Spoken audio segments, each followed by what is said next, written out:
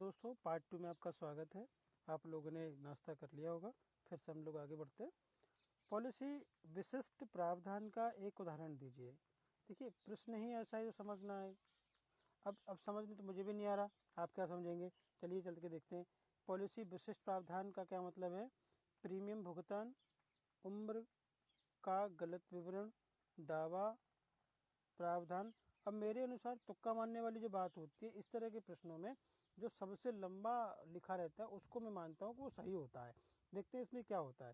अनुबंध लिखने के समय गर्भवती महिला के लिए गर्भावस्था के कारण मृत्यु को प्रतिबंध करने वाला एक खंड। देखिए क्या, देखो ये मेरी बात सच हो गई। मतलब इस तरह के प्रश्नों में जिसमें सबसे ज़्यादा लंबा लिखा रहता है उसे ही हम सही मान लेते हैं। ये मैंने आपको टेक्निक बताई है। ज़्यादातर ऐसा होता है, ज़रूरी नहीं है कि सारे प्रश्नों के उत्तर में ऐसा हो, लेकिन अनुभव के तौर पर मैं ये कह सकता हूँ कि ज़्यादातर प्रश्नों में सबसे लंबी लाइन जो टेक्स्ट लिखा होता है वही होता है। मैंने आपको एक टेक्निक बताई यहाँ पे। तो आगे चलते हैं, दूसरी टेक्निक भी बताएंगे हम आपको। निम्नलिखित विकल्पों में से कौन सा एक मानक बीमा पॉलिसी दस्तावेज का पहला भाग बनता है। अब देखिए बहुत अच्छा प्रश्न है। अब निम्नलिखित, अब वहां देखेंगे तब समझ में आएगा कौन सा मानक बीमा पॉलिसी का दस्तावेज का भाग पहला भाग बनता है।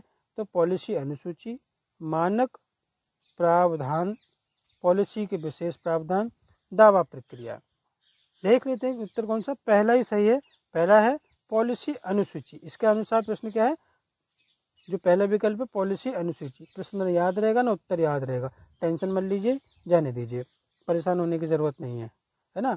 सारे प्रश्न ना हम पढ़ सकते हैं, ना याद कर सकते हैं, ना देखने। एक बार देख लिया है, अगर आपको याद रहेगा तो ठीक है, नहीं तो इतना ही महत्वपूर्ण नहीं है कि इसके लिए परेशान रहेंगे। अब देखिए सही कथन का चयन कीजिए। प्रश्न नंबर 13 है, सही कथन का चयन कीजिए। ये आपको पीडीएफ मिल जाएगा दोस्तों, उसमें कोई दिक्कत नहीं है, सारा पीडीएफ अवेलेबल है। मैं सिर्फ ऐसे लोगों के लिए वीडियो बना रहा हूँ जो पढ़ नहीं सकते हैं, उनको पढ़ने में बिल्कुल मन ही नहीं लगता है। ऐसे व्यक्ति के लिए बना रहा हूँ जो बिल्कुल पढ़ ही नहीं पा रहे हैं, उनका दिमाग इधर उधर भटका रहता है। ऐसे साथियों के लिए मैं हेल्प करने की कोशिश कर रहा हूँ। तो अब देखिए कथन की बात करें तो हम अभी अभी लंबी लंबी लाइन वाली बात कर रहे थे, हम पूरा पढ़ेंगे भी नहीं। अब देखो सबके सब लगभग जबरदस्त बराबर के नजर आ रहे हैं, है ना। लेकिन फिर भी पढ़ने से आपको ये जानकारी हो सकती है कि ये कौन सी बात सही है। पॉलिसी देखो इन चारों में से जो अलग होगा वही सही होगा, बाकी तीन एक जैसे होंगे और एक बिल्कुल ही अलग होगा, कथन वही सत्य होगा। पॉलिसी दस्तावेज पर एक सक्षम अधिकारी द्वारा हस्ताक्षर किए जाने चाहिए, लेकिन भारतीय मुद्रांक अधिनियम के अनुसार इस पर अनिवार्य रूप से मुद्रांक लगे होने की जरूरत नहीं है। लगभग पॉलिसी के बारे में सही कह रहा है। पॉलिसी दस्तावेज पर एक सक्षम अधिकारी द्वारा हस्ताक्षर किए जाने चाहिए और भारतीय मुद्रक अधिनियम के अनुसार इस पर मुद्रक लगे होने चाहिए। यहाँ नहीं बता रहा था, यहाँ चाहिए तो बात तो सत्य, किसी अधिकारी के सिग्नेचर और स्टंप लगी होनी चाहिए ना। तो ये बात समझ लीजिएगा, ये बात सच हमको नजर आ रही है। पहली, पॉलिसी दस्तावेज पर एक सक्षम अधिकारी द्वारा हस्ताक्षर किए जाने की जरूरत नहीं है, गलत हो गया, ये तो हो ही नहीं सकता। पॉलिसी दस्तावेज पर न तो एक सक्षम, अपने आप में ये पहला भी गलत, तीसरा भी गलत, चौथा भी गलत। इसका मतलब पॉलिसी दस्तावेज पर एक सक्षम अधिकारी के द्वारा हस्ताक्षर किए जाने चाहिए और वहां पर स्टाम्प लगी होनी चाहिए और उस पर सिग्नेचर होने चाहिए, वही बात माननी होगी। इसका मतलब उसका दूसरा सही है। करेक्ट बाबा, एकदम सही पहुंच गए। अब आते हैं, क्या होगा अगर बीमित व्यक्ति मूल जीवन बीमा पॉलिसी दस्तावेज को खो दे। क्या दिक्कत है, कोई दिक्कत नहीं, दूसरा बन जाएगा। बीमा कंपनी अनुबंध में कोई परिवर्तन किए बिना एक प्रतिलिपि पॉलिसी जारी करेगी। करेक्ट बात है, ये पहला सही है, आंख बंद कर लो। बीमा अनुबंध समाप्त तो नहीं, ऐसा कुछ नहीं होने वाला। बीमा कंपनी जीवन बीमा धारक की मौजूदगी स्वास्थ्य घोषणा आधार पर नए नियमों और शर्तों के साथ एक पॉलिसी, ये भी कोई जरूरी नहीं है। लेकिन हाँ एक बात है दोस्तों, खो जाने के संबंध में ना, वो तो प्रीमियम वाला बात एकदम सही चल रहा है, ये कोई जरूरत नहीं है।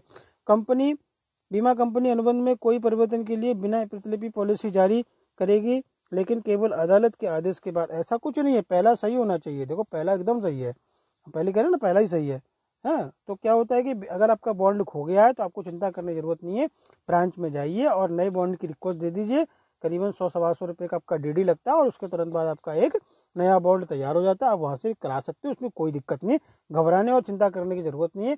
और एंड ऑफ द टिल आपको नहीं भी मिलता है और आपके पास कोई पॉलिसी रसीद रहती है तो आपकी जैसी मैच्योरिटी हो जाए तो आप पॉलिसी रसीद अपना केवाईसी लेके पहुंच जाइए दोस्तों। तब आपको एक वो फॉर्म देते हैं, उसको नोटराइज करवाते हैं, उसके बाद में सारा पैसा आपके खाते में ट्रांसफर हो जाता है, उसको घबराने की जरूरत नहीं दोस्तों। बहुत ही जबरदस्त प्रश्न था। चलो अब हम लोग 15 वाले प्रश्न की तरफ बढ़ते हैं। निम्नलिखित दस्तावेजों में कौन सा बीमा कंपनी द्वारा प्रथम प्रीमियम के बाद अनुवर्ती प्रीमियम की प्राप्त होने पर जारी की जाएगी? इसका मतलब क्या है, आगे समझते हैं। निम्नलिखित दस्तावेजों में से कौन सा बीमा कंपनी द्वारा प्रथम प्रीमियम के बाद अनुवर्ती प्रीमियमों के प्राप्त होने पर जारी किया जाएगा? सेकंड प्रीमियम रसीद होना चाहिए, पुनर्जीवन प्रीमियम रसीद, पुनरुद्धार प्रीमियम रसीद। देखो पुनर्जीवन मतलब दोबारा से शुरू, पुनः मतलब दोबारा से उसको जिंदा किया गया, पुनः स्थापना की गई, है ना। नवीनीकरण, इसको ना नवीनीकरण ही होना चाहिए। देखें फोर्थ नंबर एकदम करेक्ट निकला, नवीनीकरण होता है ना। ये देखिए कह रहा है ना कि बीमा कंपनी के द्वारा प्रथम प्रीमियम के बाद अनुवर्ती प्रीमियम को जो होता है तो वो नया हो जाता है। क्या हो जाता है? नया हो जाता है, वो नवीनीकरण हो जाता है। याद कर लीजिए दोस्तों। इसके बाद 16वां प्रश्न है, बहुत ही जबरदस्त प्रश्न आप लोग के लिए है, ध्यान दीजिएगा। पॉलिसी को एक अस्वस्थ समर्पण मूल्य GSV प्राप्त करने के लिए विनियमों के अनुसार कब तक प्रीमियमों का भुगतान किया जाना आवश्यक है? कब तक मतलब लगातार 2 वर्ष, लगातार 4 वर्ष, लगातार 3 वर्ष। मतलब कहने का LIC का नियम है 3 साल तो जमा करना ही करना गुरु। इसमें देख लेते 3 साल वाला है कि लगातार 5 वर्ष। देखो 3 ही साल वाला निकला, एकदम सही है गुरु, 3 साल वाला रट लो, है ना। प्रश्न में उत्तर देखे कि तीसरा तो मान लो सही है, कुछ ज्यादा ही आ रहा है ना। 17वें प्रश्न की ओर,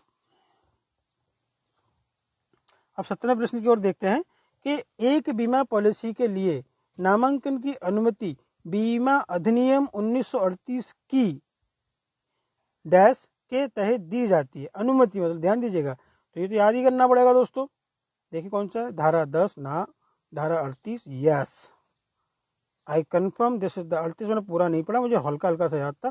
धारा 39 और धारा 45 देख लेते हैं, फिर भी मुझे 38 ही नजर आता है। तीसरा सही है, धारा 39, है ना।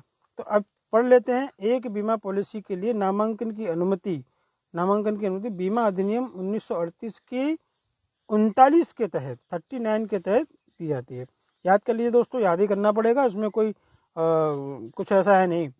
अब देखते उन परिस्थितियों की पहचान कीजिए जिनके तहत पॉलिसी धारक को एक नियुक्त व्यक्ति की नियुक्ति करने की आवश्यकता होगी। एकदम सही बात है। मतलब वो कह रहे हैं कि ऐसे व्यक्ति छाटिए कि वो किसी दूसरे को क्या बनाए, अपॉइंटी बनाए, नॉमिनी बनाए। तो बीमा धारक एक नाबालिग हो, करेक्ट बात है, नामित की नाबालिग है, पॉलिसी धारक की मानसिक स्थिति ठीक नहीं है, पॉलिसी धारक विवाहित नहीं। देखो मानसिक स्थिति ठीक वाले को तो पॉलिसी देवो नहीं करते, पॉलिसी धारक विवाहित नहीं है, ये कोई मैटर नहीं है। 18 साल का बच्चे का विवाहित होता है, ये भी कोई बात नहीं होगी। नामित एक नाबालिग हो, ये ठीक लगता है ना। जिसके नाम से पॉलिसी हो रही है वो नाबालिग होना चाहिए, तभी तो होगा। तो जरा देख लेते हैं कौन सा सही है। दूसरा एकदम सही गुरु, मतलब प्रश्न के बाद उत्तर समझा जा सकता है थोड़ा सा ध्यान से पढ़ने पर, ये बात आज सत्य हो गई।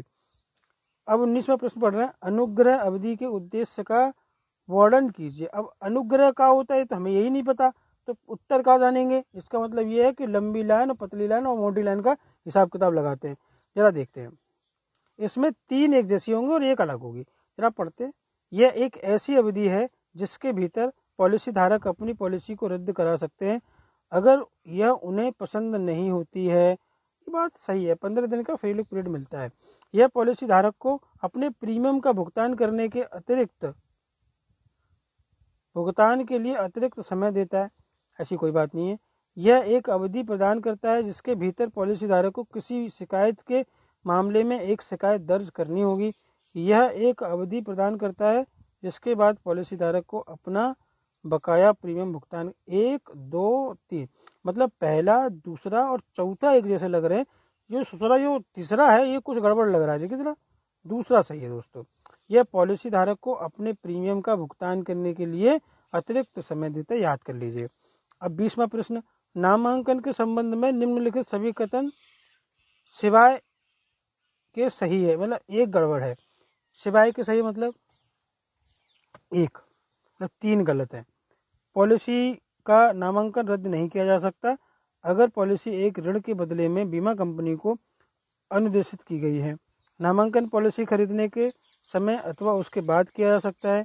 पॉलिसी में एक प्रस्तांकन करके नामांकन को बदला जा सकता है। निम्नलिखित में संपूर्ण दावे पर पूरा अधिकार होता है। तो नामनी जो होता है उसका संपूर्ण दावे पर अधिकार होता है। इसे याद कर लिए दोस्तों। अभी हमने 10 क्वेश्चन कंप्लीट किए हैं। फिर मैं आपसे कहूँगा थोड़ा चाय वाय पी लिए, मस्ती करिए, फिर दोबारा मुलाकात होती है। Thank you very much.